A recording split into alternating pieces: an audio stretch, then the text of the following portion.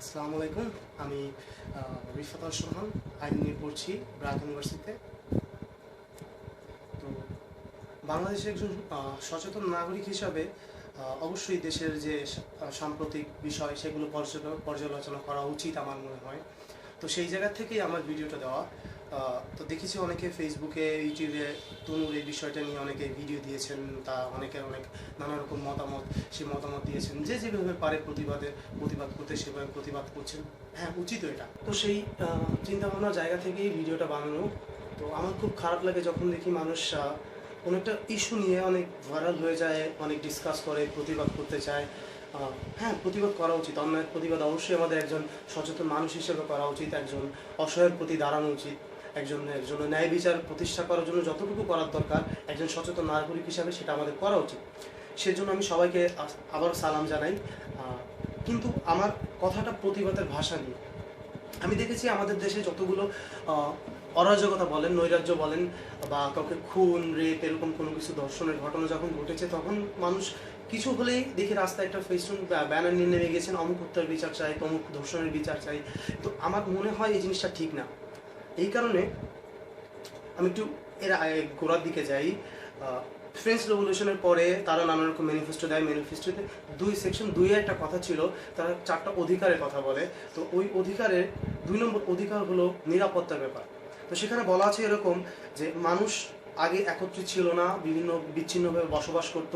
তো তারা যখন একসাথে আসলো, নানা রকম তাদের ভিতরে কনফ্লিক্ট তৈরি হলো। এই কনফ্লিক্টগুলোকে রেগুলেট করার জন্য বা গভর্ন করার জন্য আমরা একটা রাষ্ট্র তৈরি করেছি, রাষ্ট্রীয় ব্যবস্থা এনেছি। তখন এই রাষ্ট্র কীভাবে পরিচালনা করা যায়, আমরা গভর্নমেন্ট সিস্টেম বা গভর্নিং সিস্টেম এনেছি। তো আমার কথা হলো, আমরা যখন নাগরিকত্ব নিই একটা রাষ্ট্র থেকে, নাগরিকত্ব নেওয়ার অর্থ এই যে আমি রাষ্ট্রকে কিছু দায়িত্ব দিই, যে আপনি আমার নিরাপত্তাটা দিবেন। আমি আমার নিরাপত্তা নিজে নিতাম, এখন আপনাকে আমি দায়িত্বটা দিচ্ছি, আপনি আমাকে নিরাপত্তা দিবেন, আমার বিভিন্ন রকম অধিকার আছে সেটা দিবেন। তো আমার প্রশ্ন এখানে, যে তনু যে ধর্ষণ হলো, তনু ধর্ষণ হলে এই যে একটা প্রশ্ন উঠে আসে, সেটা হলো কি, রাষ্ট্র কি আমাকে নিরাপত্তা দিচ্ছে? অবশ্যই দিচ্ছে না। যদি দিত তাহলে তো তনুর ধর্ষণ হতো না। এখন কথা হচ্ছে, আপনি ঠিকই হয়তো বা নিরাপত্তা পাচ্ছেন, কিন্তু তনু কিন্তু পায়নি। বিষয়টা তনুর জায়গা থেকে আপনি চিন্তা করেন। আপনি নিরাপত্তা পাই আর না পাই, সেটা তনুর কিন্তু কিছু যায় আসে না। যায় আসে ওর ফ্যামিলির কাছে যে তনু কি পেয়েছে কিনা। তনু পায়নি। কেননা তনু যদি নিরাপত্তা পেত তাহলে তার ধর্ষণ হতো না। এমনকি একটা উদাহরণ দিতে পারি আমি। খুলনায় নাজমা নামে একজন নারী ছিলেন। তার বর্তমানে নাজমুল নাম নিয়ে রিক্সা চালাতে হয়। কেন? অবশ্যই তার সামাজিক যে নিরাপত্তাটা পাওয়ার কথা সেটা সে নারী হিসাবে পাচ্ছে না। এখন আমি ওই যে প্রথমেই বলেছিলাম, আমি প্রতিবাদের ভাষা নিয়ে আমার একটু কী বল মত পার্থক্য আছে। সেটা কেন কেন আমি ওই যেটা বললাম, রাষ্ট্রীয় নিরাপত্তা। রাষ্ট্রীয় যখন নিরাপত্তা দিবে না, আগে রাষ্ট্র তোমার কাছে ক্ষমা চাইবে যে আমি তোমাকে নিরাপত্তা দিতে পারিনি, আচ্ছা তোমার কাছে আমি ক্ষমা চাচ্ছি, এখন আমি তোমার যে নিরাপত্তা বিঘ্নিত হচ্ছে যার কারণে আমি তাদের বিচার করব। তো বাংলাদেশের যতগুলো এরকম নৈরাজ্য হয়েছে, আমরা প্রথমেই বলি যে আমাকে বিচার দিতে হবে। না, আমি তো সেটা বলি না। আমার মনে হয় প্রথম প্রশ্নটা ওঠানো উচিত, আপনি কেন আমাকে নিরাপত্তা দিতে পারেননি? তনুর কেন ধর্ষণ হলো, বা নারায়ণগঞ্জে কেন গুম হলো, তারপর নারায়ণগঞ্জে কেন মানুষ খুন হইলো, রাস্তাঘাটে মানুষ খুন হয়ে পড়ে থাকে কেন? আগে প্রশ্নটা আসবে এখানে, তারপরে বিচারের ব্যাপারে আমি যাব। অনেক ক্ষেত্রে হয় কি, আমরা বিচার চাই, বিচার পাইও, কিন্তু ধর্ষণ খুন কি বন্ধ হয়ে যায়? হয় না। কারণ এই জায়গাটাই আমরা আইনগতভাবে সামাজিকভাবে সচেতন না। আমাদের ধারা থাকে, চিন্তাভাবনা থাকে, কেউ যদি খুন হয় আমরা বিচার চাইবো, বিচার পেলে আমরা খুশি, জনগণ সবাই খুশি। কিন্তু আমি তো সেটা চাই না। আপনি একটু চিন্তা করেন, আপনার বোনের সাথে বা আমার বোনের সাথে যদি এই ঘটনাটি ঘটতো, আমাকে বিচার দেওয়া হলো, তাদের মেরে ফেলা হলো বা ফাঁসি দেওয়া হলো, পুরুষ সঙ্গ, যেরকম আমি কথাটা বলতে চাই না তাও বলি, অনেকে বলেন যে পুরুষ সঙ্গ কেটে ফেলানো উচিত ও সবার সামনে, তো সবগুলোই করা হলো, আপনি আপনার বোনকে কি পাবেন? আমি আমার বোনকে কি পাবো? তার যদি ধর্ষণ হয়, বিচার দিয়ে কি হবে? সে বিচার দিল, কালকে তো আরেকজনের হবে। আসলে আমার মনে হয় ক্রুশাল পার্ট এই জায়গায় এখানে, যে আমরা পাপকে ঘৃণা করি না, বরং পাপীকে মনে হয় খুব বেশি ঘৃণা করে ফেলি বাঙালিরা। এই জন্য পাপ সবসময় আমাদের ভালোবাসে না। আমরা তো পাপীকে ঘৃণা করি, পাপকে করি না। তো আমার মনে হচ্ছে সবচেয়ে ক্রুশাল পার্ট এখানে, আমরা বাঙালিরা কেন জানি পাপীকে খুব বেশি ঘৃণা করি, কিন্তু পাপকে করি না। এই কারণে পাপ আমাদের কোনোদিন ছাড়ে না, পাপ ভালোবাসতেই থাকে। কারণ আমাদের তো পাপ দূর করার কোনো ইচ্ছা নাই, আমাদের ইচ্ছা পাপীকে দূর করো।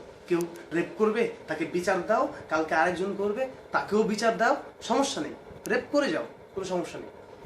তো আমার আরেকটা জিনিস যেটা বলতে চাই, এখন অনেকে প্রশ্ন করতে পারেন যদি আমি বিচার না চাই তাহলে রেপটা বন্ধ কীভাবে বা খুন কীভাবে বন্ধ হবে। আমার মনে হয় এই জায়গায় মরাল এডুকেশন যেটা, সেটা সবচেয়ে বড় দরকার এবং সবচেয়ে বেশি ভালো কাজ করবে। নীতিগত যেটা শিক্ষা বা আদর্শিক শিক্ষা, সেটা ফ্যামিলি থেকে প্রথমে আসার দরকার। এই যে আমি ইউনিভার্সিটি পড়ি, আমার মনে হয় আমি আমার স্কুল লাইফে মোরাল এডুকেশনটা পাইনি ঠিক মতো। ইউনিভার্সিটির গ্রাউন্ডে যখন এসেছি তখন দেখছি যে হ্যাঁ, আমার as a human being moral education should be in me. তো আমার মনে হয়েছে যে মোরাল এডুকেশনটা ছোটোবেলা থেকে যদি ডেভেলপ করে সবাই, তাহলে এই রেপ বা খুনের বিষয়গুলো আসে না। আরেকটা জিনিস, সেটা বলবো কি বলবো না ভাবছি, তাও মনে হয় বলা উচিত। অনেকে নানা রকম দেখলাম যে এই ব্যাপারে, ক্যান্টনমেন্টের ব্যাপারে অনেক লজিক দিয়েছেন। ক্যান্টনমেন্ট সবচেয়ে নিরাপত্তার আস্থার জায়গা, ক্যান্টনমেন্টে এই রেপ হবে কেন, তাহলে নিরাপত্তা কোথায় যায়?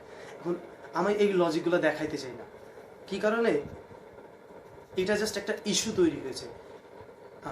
আমি এই জন্য খুবই মর্মাহত যে তনুর ব্যাপারটা এত ভাইরাল হলো, বাট তনু যেদিন রেপ হলো ওই সময় তো আরেকটা মেয়েও রাজশাহীতে রেপ হলো, সোনাদিঘিতে। সে স্টিল রাজশাহী মেডিকেলে অ্যাডমিটেড। তো তার ব্যাপারে আমরা কেন কথা বললাম না? কেন জানেন? কারণ ওইটাকে ইস্যু বানানো যাবে না। ওই জায়গায় তো ক্যান্টনমেন্ট নেই, ওইটা বললে কেউ অ্যাকসেপ্ট করবে না। এই জন্য আমরা ক্যান্টনমেন্টের কথা বলে, নিরাপত্তার কথা বলে তনুকে ব্যবহার করছি, জাস্ট একটা ইস্যু তৈরি করে মজা নেওয়ার জন্য, আর কিছুই না। তো মজার বিষয় না। আপনি তনুর ব্যাপারে যদি বলেন, আরেকজনের কথাও বলেন, সবার কথা বলেন, যে রেপ হবে কেন, প্রশ্নটা এটা। রেপের বিচার চাই, এটা প্রশ্ন, এটা পরের প্রশ্ন। আমি তো আমার ফার্স্ট কোশ্চেনেরই অ্যান্সার পাইনি, তো সেকেন্ড কোশ্চেনে কেন যাবো? আগে আমাকে ওটা দেন। আমার মনে হয় আমাদের পাপীকে ঘৃণা করার থেকে পাপকে বেশি ঘৃণা করা উচিত। আমরা এমন কিছু করা উচিত আমাদের, যাতে ভবিষ্যতে রেপ বন্ধ হয়। আলটিমেটলি তনুকে আমরা এটাই দিতে পারি, বা আরেকজন রাষ্ট্রে যে রেপ হয়েছে তাকে আমরা এটাই সবচেয়ে বড় উপহার দিতে পারি, সবচেয়ে বড় বিচার দিতে পারি। আপনি কালকে তনুর বিচার দিলেন, কালকে আরেকজন রেপ করলো, আলটিমেটলি তনু কিন্তু খুশি হবে না, তনুর মতো যারা তারা কিন্তু খুশি হবে না। আমাদের উচিত আগে পাপকে ঘৃণা করা, তারপর পাপের বিচার করা। পাপকে ঘৃণা করতে শিখি। আমাদের সমাজ ব্যবস্থায় এমন একটা নিয়ম বা এমন একটা চিন্তাধারা তৈরি করতে হবে, আইনগত বা সামাজিক যে অ্যাওয়ারনেসটা বলে, সচেতনতা, সেটা তৈরি করতে হবে, যাতে আমরা ছোটোবেলা থেকে না রেপ করা বা খুন করা, রাগের বশে কোনো কিছু করা, এইগুলা যাতে আমাদের মনের ভিতরে না আসে। ছোটোবেলা থেকে শিক্ষাটা গড়ে উঠতে হবে, তাহলে মনে হয় এটা সম্ভব বন্ধ করা। বিচার দিয়ে পাপই দূর করা যাবে, পাপটা মনে হয় দূর করা যাবে না। আর আরেকটা জিনিস শেষে এসে বলবো যে সবাই এক হন, প্রতিবাদ করুন, কিন্তু প্রতিবাদের আগে এতটুকু প্রশ্ন করুন যে তনু কেন ধর্ষণ হলো? কালকে যে আমার বোন হবে না, এটা কি কেউ নিশ্চয়তা দিতে পারবে? হ্যাঁ, তনুর বিচারটা অবশ্যই আমি চাই, কিন্তু তনুর বিচার যদি হয়, বিচার হওয়ার পরে আমার বোন যে হবে না, এটা নিশ্চয়তা কে দেবে? আমি নিশ্চয়তা চাই, মানে নিশ্চয়তা দরকার। কারণ আমি আমার বোনের মুখে কান্না দেখতে চাই না, বা ধর্ষণের পরে অসহায় মুখটা দেখতে চাই না, বা লাশ নিয়ে কবর দিতে চাই না। লাভ কি? কোনোই লাভ নাই।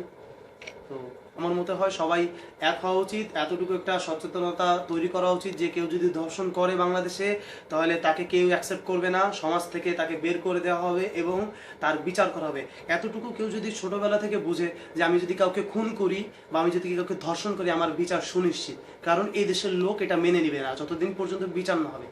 এই মেসেজটা যদি আমরা কোনো রেপিস্টের কাছে পৌঁছে দিতে পারি, তাহলে কিন্তু সে রেপ করার আগে বিন্দু একবার হলেও ভাববে। যাই হোক, অনেক কথাই বললাম, জানি হয়তো অনেক ভুল বলতে পারি, অনেক ঠিক বলতে পারি। আশা করি আপনাদের মতামত পাবো।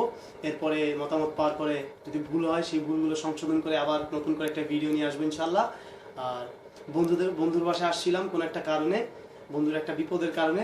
যাই হোক, সেই জায়গা থেকে হঠাৎ করে মনে আসলো কিছু বলি, সেই জায়গা থেকে বলে দিলাম। হয়তো ভাই হঠাৎ করে বলতে যাওয়ার কারণে কিছু ভুল হতে পারে, যদি ভুল হয়ে থাকে তাহলে ক্ষমা করবেন, আমি আন্তরিকভাবে দুঃখিত। তবে এতটুকু শেষ আশা, তনুর বিচার চাই, কিন্তু বিচার চাওয়ার আগে আমার রাষ্ট্র ক্ষমা চাইতে হবে যে আমি তনুকে নিরাপত্তা দিতে পারিনি বা আপনার বোনকে নিরাপত্তা দিতে পারিনি। তারপরে বিচার নিয়ে বসবো, বিচার দিতেই হবে, বিচার কেড়ে নিব। ভালো থাকবেন। আসসালামু আলাইকুম।